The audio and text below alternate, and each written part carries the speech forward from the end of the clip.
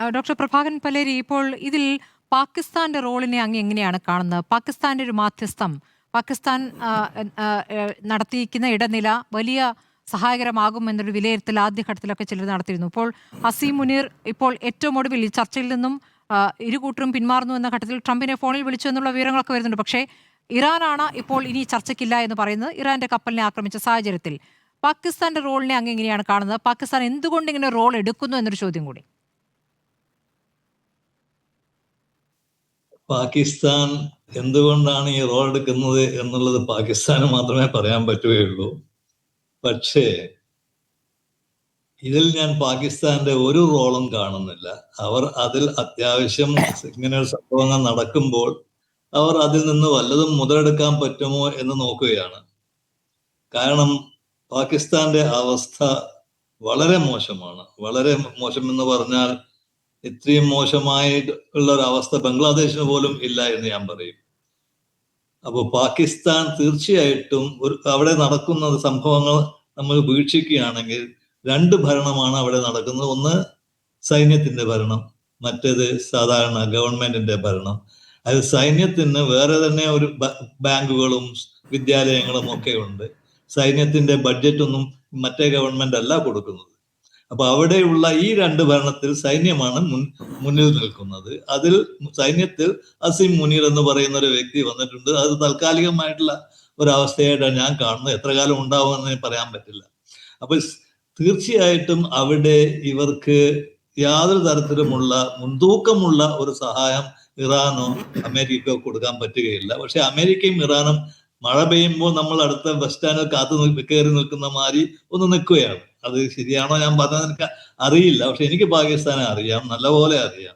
അവർക്ക് ഒന്നും ചെയ്യാൻ പറ്റില്ല. പക്ഷെ അവർക്ക് ഇതിൽ നിന്ന് ഒരുപാട് ചില്ലറയായിട്ട് പലതുമായിട്ട് സാമ്പത്തികമായിട്ടും കുറച്ച് പണം കിട്ടിക്കഴിഞ്ഞു. ഇപ്പോൾ തന്നെ സാമ്പത്തികമായിട്ടും പിന്നെ കുറച്ച് ഒന്ന് രണ്ട് പേർക്ക് സ്ഥാനമാനങ്ങളെ കൂടെയും കുറച്ച് മുതലെടുക്കാൻ സാധിക്കുമെന്നല്ലാതെ പാകിസ്ഥാൻ ഇതൊരു തുടർക്കഥയായി കൊണ്ടുപോകാൻ പറ്റില്ല. പാകിസ്ഥാനെ കൊണ്ട് ഒരു തരത്തിലുമുള്ള ഇൻഫ്ലുവൻസും ഇത് ചെയ്യാൻ സാധിക്കും എന്നെനിക്ക് തോന്നുന്നില്ല. ശരി, ഇതേ അഭിപ്രായമാണോ ശ്രീ വിൻസെന്റ് അങ്ങേക്കും? തീർച്ചയായിട്ടും അതെ. പാകിസ്ഥാൻ്റെ റിലയബിലിറ്റി എപ്പോഴും ചോദ്യചിഹ്നമാണ്.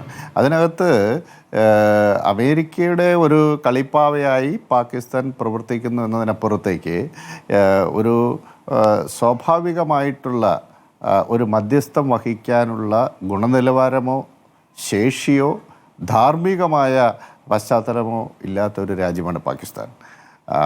അതുകൊണ്ട് അതാണ് പ്രധാനപ്പെട്ട അമേരിക്കയുടെ സൈനിക കേന്ദ്രങ്ങൾക്ക് നേരെ അവിടെ ഇറാൻ അനുകൂലികൾ നടത്തിയ ആക്രമണം, ചെറുപ്പക്കാരാണ് നടത്തിയ ആക്രമണം, അവർക്ക് നേരെ വെടിവെപ്പുണ്ടായതും കുറെ പേർ മരിച്ചു വീണതൊക്കെ ഓർക്കുന്നുണ്ടല്ലോ തുടക്ക സമയത്ത്.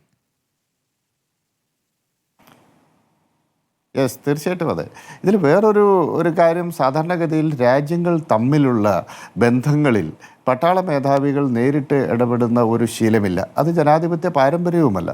നിങ്ങൾ നോക്കൂ, ഈ സമാധാന ചർച്ചയുടെ ഒന്നാം ഘട്ടം കഴിഞ്ഞ സമയത്ത് ടെഹ്റാനിലേക്ക് പോകുന്നത് മിലിറ്ററി യൂണിഫോമിൽ അസീം മുനീറാണ് പോകുന്നത്. അവിടുത്തെ പട്ടാള മേധാവിയായിട്ടുള്ള അസീം മുനീർ ടെഹ്റാനിലേക്ക് പോകുന്നു.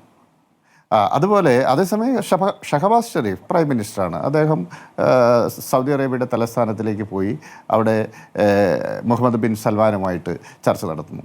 ഞാൻ പറയുന്നത്, ഇതിപ്പം ഇറാൻ്റെ ഭാഗത്തു നിന്നുള്ള ആളുകൾ ഈ ചർച്ചയുടെ മീഡിയേറ്റേഴ്സിനെ എടുത്താലും അതുപോലെ പാകിസ്ഥാൻ മാധ്യസ്ഥം വഹിക്കുന്ന രാജ്യമെന്ന നിലയിൽ അവരുടെ പ്രതിനിധികളെ എടുത്താലും ഇവരൊന്നും ഒരു ജനാധിപത്യ പ്രക്രിയയിൽ ഒരു നയതന്ത്ര ചർച്ചയിൽ വന്നിരിക്കേണ്ടുന്ന ആളുകളല്ല.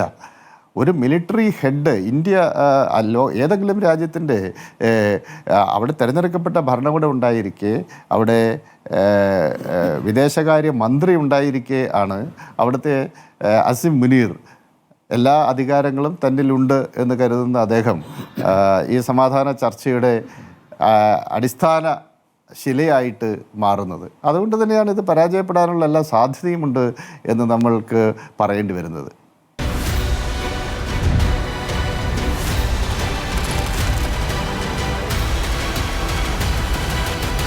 ഡിബേറ്റ് വിത്ത് സ്മൃതി പരുത്തിക്കാട്.